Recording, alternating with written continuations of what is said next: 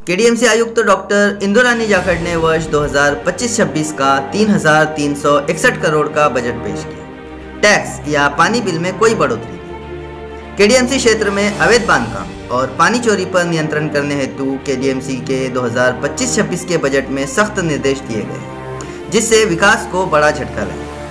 अभी प्रॉपर्टी सर्वेक्षण करके हर प्रॉपर्टी को नया आईडी और जीआईएस नंबर दिया जाएगा, जिससे उसकी पूरी जानकारी महापालिका के संबंधित विभाग को मिलेगी। केडीएमसी आयुक्त डॉक्टर इंदुरानी जाखड़ ने वर्ष 2025-26 का बजट पेश करते हुए कहा कि शिक्षण, आरोग्य और घन कचरा प्रणाली के खर्च पर अधिक भार होगा।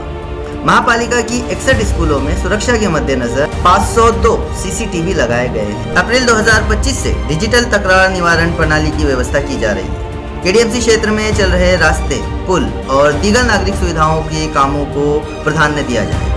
इमारतों को नया टैक्स प्रणाली होगी तथा अवैध निर्माण करने वालों के निर्माण को ध्वस्त करके 10 गुना पेनल्टी चार्ज लगाया जाए तथा पानी चोरी पर भी सख्त कार्रवाई होगी। परिवहन सेवा को भी केएमपीएमसी द्वारा कल्याण डोंबिवली महापालिका के अलावा उल्लासनगर महापालिका, भिवंडी महापालिका तथा अंबरनाथ और बदलापुर नगर परिषद की संयुक्त केएमपीएमसी सुविधा को भी विस्तारित कराया गया। ई गवर्नर प्रणाली पर भी जोर दिया गया है। विशेष बात यह है कि कल्याण डोंबिवली के लोगों के टैक्स या पानी बिल में कोई भी बढ़ोतरी नहीं की गई है। ऐसी जानकारी केडीएमसी आयुक्त तथा प्रशासक डॉक्टर इंदुरानी जाखड़ ने पत्रकारों को दी। 3361 कोटीचा बजेट कल्याण डोंबिवली महानगरपालिकेचा आज सगळ्यांच्या समोर ठेवलेला आहे। यामध्ये प्रामुख्याने आपण शिक्षण व्यवस्था, आरोग्य व्यवस्था, लोकांसाठी घनकचरा व्यवस्थापनाची चांगली सुविधा आणि उद्यान व इतर नागरिक सोयी सुविधा जी आहे त्यासाठी प्रयत्न केलेला आहे। ऑलरेडी आपल्या वेगवेगळ्या रस्त्या, पुलाचं मेजर प्रोजेक्टचं काम सुरू आहे। त्याला गती देण्याच्या दृष्टीने योग्य त्या उपाययोजना आपण बजेटमध्ये केलेली आहे आणि नागरिकांसाठी कल्याण डोंबिवली महानगरपालिका जास्त सिटीजन फ्रेंडली होईल या अनुषंगाने आपण ई गव्हर्नन्सच्या ज्या गोष्टी आहेत त्याच्यावर या बजेट अंतर्गत भर दिलेला आहे। आपण यावर्षी सॉलिड वेस्ट मॅनेजमेंट अंतर्गत कलेक्शन अँड ट्रान्सपोर्ट साठी सर्व्हिस बेसिसवर आपण एक मॉड्यूल इंटिग्रेटेड तयार केलेला आहे।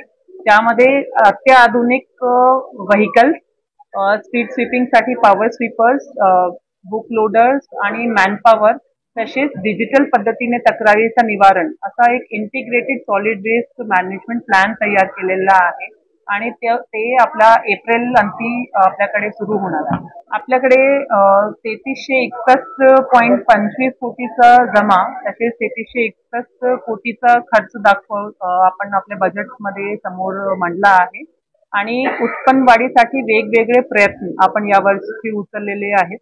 यामध्ये प्रामुख्याने जे आपल्या वेगळ्या प्रॉपर्टीज आहेत वेगवेगळ्या त्यांचं सर्वेक्षण करून अंडर असेस आणि अनअसेस या प्रॉपर्टीचा शोध घेऊन आपल्या उत्पन्नामध्ये वाढ करण्याचं नियोजन करतोय। सोबतच आपल्या जे महानगरपालिकेच्या मालमत्ता आहे त्यांची योग्य विल्हेवाट लावून जे आपण ऑक्शन करू शकतो ते ऑक्शन करून मॉनिटाईज करतोय। यासोबतच जे लीजवर दिलेले आहे, ज्यांची लीज संपलेली आहे, या सर्वांची मॅनेजमेंटसाठी आपण एस्टेट मॅनेजमेंट मॉड्यूल या वर्षीपासून कार्यान्वित करतोय, जेणेकरून या सर्व सिस्टम मधनं आपल्या जे मालमत्ता विभाग आहे त्याचा उत्पन्न वाढेल। करवाढ न करण्याचा निर्णय आपण कल्याण डोंबिवली महानगरपालिकेमध्ये घेतलेला आहे। आपला ऑलरेडी एक प्रकल्प सुरू आहे जो गव्हर्नमेंट ऑफ इंडिया आणि महाराष्ट्र गव्हर्नमेंटच्या नॉर्म प्रमाणे आपला सध्याचा जो प्रॉपर्टी टॅक्स सिस्टम आहे त्याला कॅपिटल व्हॅल्यू बेस्ड जसं की बृहन्मुंबई कॉर्पोरेशन मध्ये आहे त्याच्यावर नेऊन जाण्यासाठी आपण सल्लागाराची नियुक्ती केलेली आहे।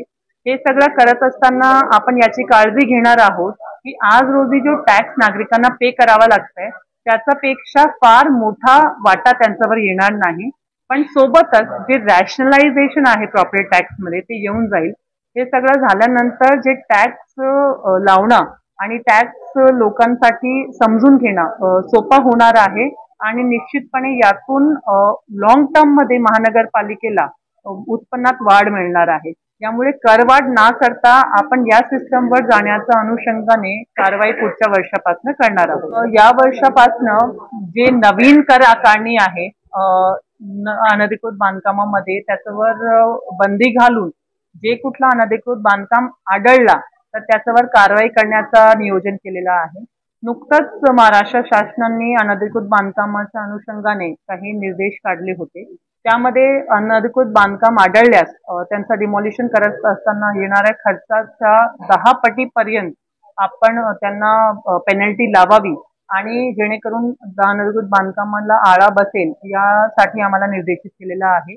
यासोबतच पाणी कनेक्शन जे इल्लीगल लोक घेतात त्याच्यावर आपण नेहमी कारवाई करतो, पण आत्तापासून आपण मोठा पेनल्टी आर्थिक त्यांना लावणार आहोत.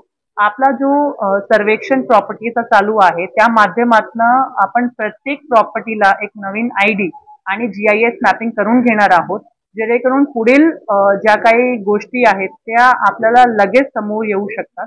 यासोबतच ते करत असताना आपण सीवरेज वॉटर कनेक्शन याचीही माहिती घेणार आहोत आणि अकॉर्डिंगली इल्लीगल कनेक्शन आणि इल्लीगल सीवरेज मध्ये कनेक्शन ना करणं या सर्व गोष्टींच्या माध्यमातून निश्चितपणे आपल्या उत्पन्नामध्ये चांगली वाढ होणार आणि आपण जे दिलेल्या सोयी सुविधा आहेत त्यांचा योग्य वापर होणार.